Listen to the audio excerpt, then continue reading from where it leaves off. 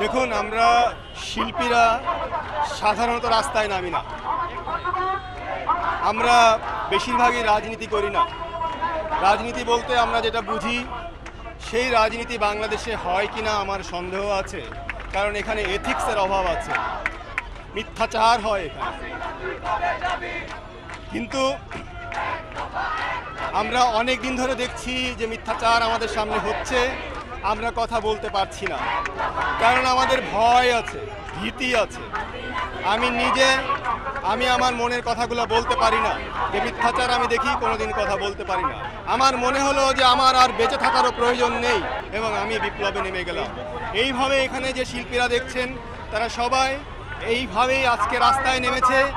এটা কোনো প্ল্যান মাফিক কোনো আন্দোলন নয়, এটি প্রাকৃতিক, ন্যাচারালভাবে, প্রাকৃতিকভাবেই মানুষকে রাস্তায় নামিয়ে দিয়েছে।